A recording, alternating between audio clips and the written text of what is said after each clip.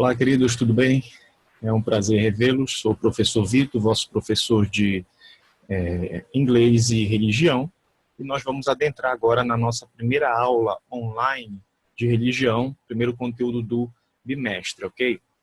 E a gente vai fazer uma introdução a um assunto que tem muita relação com aquele que a gente viu no primeiro bimestre, né? A gente viu acerca da teologia própria, né? Acerca de Deus, né, a visão cristã acerca de Deus, e agora a gente vai ver a antropologia teológica, uma introdução na aula de hoje à antropologia teológica.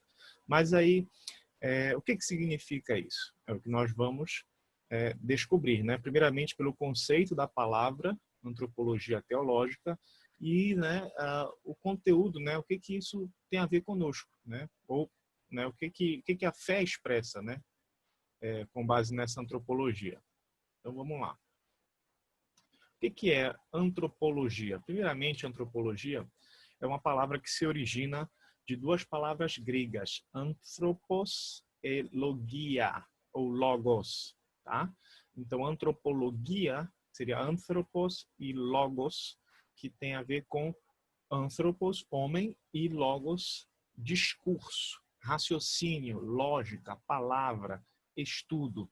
Então, antropologia seria o estudo do homem, homem aqui no sentido de ser humano, né? Incluindo tanto macho quanto fêmea, homem e mulher, tá? E é o estudo do homem, né? Só que assim, a antropologia, quando se fala nos meios de comunicação, nas universidades, na maioria das vezes, é o sentido de disciplina mesmo científica, né, que está relacionada com a sociologia, né? E ela procura estudar o homem a partir da sua experiência cultural, da sua experiência social, né? Tem a ver mais com os estudos sociais, das ciências sociais. Mas o que a gente vai ver agora, né, na nossa disciplina, é o estudo do homem, é uma antropologia, mas como uma divisão de dentro do estudo da religião, da teologia, da fé, tá bom? Então a gente vai estudar o homem a partir do seu relacionamento com Deus, a partir da sua religiosidade, a partir, né, do que ele é como criatura de Deus. É assim que a gente vai começar a estudar o ser humano a partir de agora, tá bom? Essa parte da antropologia como experiência cultural e social, você vai poder ver na disciplina, acho que da professora Isa, não sei se você já viu, está vendo, tá? Ou ainda vai ver. Mas, nesse caso aqui, nós vamos ver a partir da antropologia teológica. Vamos colocar nesse sentido. E o que é o ser humano, né? O que é o homem, o ser humano? Há um salmo, Salmo de número 8, versículo 34, que diz, é uma pergunta, né? Que é o homem para que dele te lembres, ou o filho do homem para que o visites, né? E é interessante que, se você for ver a palavra hebraica para homem, aí seria o homem independente, o homem fraco, né? O homem mortal, o homem que que está, né, sujeito à falha, à fraqueza, né? O que é o homem diante disso, né? E quando a gente pensa no ser humano, a gente pensa nas suas fraquezas também, né? Nós somos sujeitos a acidentes, nós somos sujeitos à tristeza, né? E a gente vai explorar isso melhor no decorrer das próximas aulas. Mas quando a gente pensa assim como criatura, nós nos vemos, né? Nós, por exemplo, não temos a força de um leão, nós não temos a força de um tigre, de um urso, né? Há animais muito mais fortes, né, do que nós, muito mais poderosos, né, do que nós. Porém, quando nós crescemos, né, o homem, por exemplo, quando o homem ele é pequeno, um bebê assim, ele é o mais fraco de todos. Quando você olha esses documentários que falam sobre animais, sobre nascimento, né, de animais e tudo mais, você vê que os bebezinhos, né, vamos dizer assim, né, os filhotinhos, eles já nascem parece que sabendo as coisas, né? Eles já saem com as mães, eles já ficam com as mães, já vão aprendendo melhor as coisas. Parece que eles, né? Tipo assim, uma vez eu vi o nascimento de uma girafa, né, num documentário. E é impressionante como nasceu pronto. Daqui a pouco já estava andando com a mãe para tudo quanto era canto. Né? Então, enquanto que o ser humano ele tem uma dependência muito maior. ele é extremamente frágil, né? Quando nasce, ele precisa de todo o cuidado possível, ele precisa né, de todo o carinho. Mas é interessante que da feita que ele cresce, que ele vai crescendo, que ele vai adquirindo mais inteligência, mais força, ele vai, né, se desenvolvendo, né, o ser humano, nós seres humanos, nós acabamos por dominar tudo. Nós nos mostramos superiores aos animais. A gente pode não ter uma força como a de um leão, mas nós temos outras características, né, que complementam a nossa força.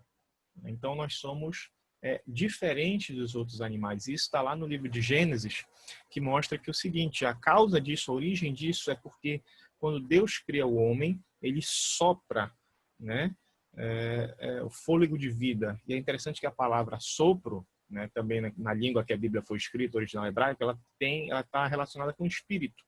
Então, quando Deus cria os animais, ele não cria da mesma forma, nos cria da mesma forma, né?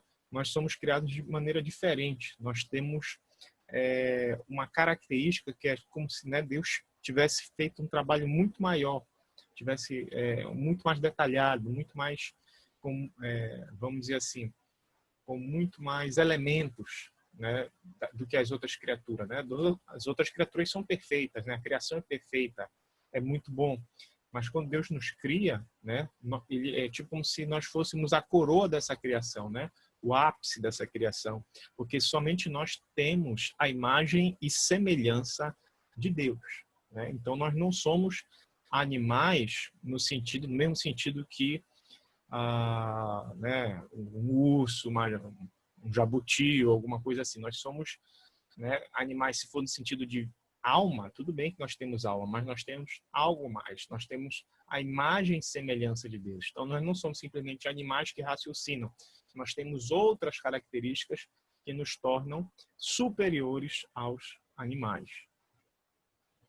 E, apesar de todos os nossos talentos, apesar de toda a nossa capacidade, nós somos dependentes, né? Nós fomos criados para sermos dependentes de Deus, porque, na verdade, tudo depende de Deus, né? Segundo a Bíblia, todos nós somos dependentes. A criação depende de Deus, os animais dependem de Deus, porque Deus é o Senhor, é o Criador de todas as coisas. Ele é o Criador e é Ele que sustenta todas as coisas.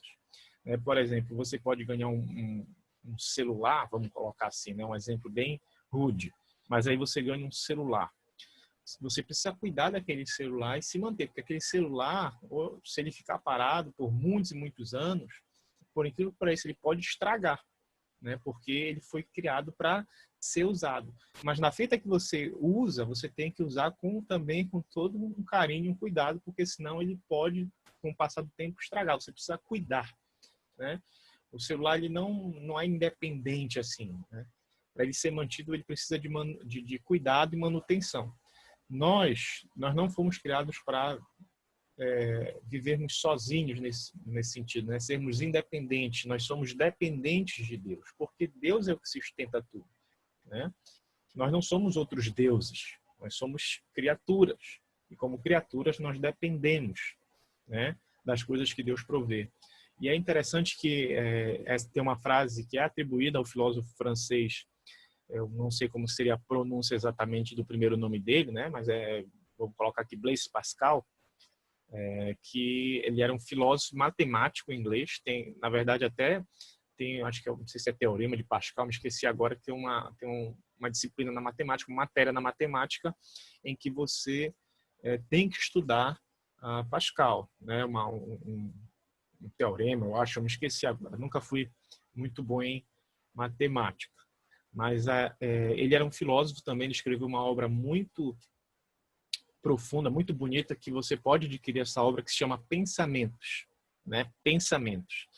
E eu não sei se tem essa frase nessa obra, mas é atribuída a ele, que é: há um vazio no coração do homem e só Deus pode preenchê-lo. Só Deus pode preencher esse vazio, né? O ser humano longe de Deus é um ser vazio. Ele pode ter muitas qualidades, ele pode ter muitas características, mas sem Deus ele é vazio, ele precisa disso, né? Eu até falei isso no 6º ano, quando estava falando sobre o primeiro mandamento, não ter outro Deus além do Deus verdadeiro. Por quê? Por causa que quando você coloca outra coisa no lugar de Deus, né, aquilo se torna um ídolo e você, na verdade, não está, vamos dizer assim, a sua mente, o seu coração acaba virando uma bagunça, né? Se torna desorganizado. Por quê? Porque você não está colocando as coisas no seu devido lugar, né? E nós devemos adorar, acima de tudo, na verdade, somente a Deus, colocar Deus acima de todas as coisas. Então, é necessário que nós saibamos preencher as coisas na medida correta. E Deus, ele deve ocupar o centro da nossa vida, né? Porque nós fomos criados para isso. E Blaise Pascal, ele dá essa definição, essa frase, que é muito profunda, né? Ele escreveu uma outra frase, na verdade, ele não escreveu exatamente essa frase, mas essa frase sintetiza o pensamento dele, que é: o coração tem razões que a razão desconhece, né?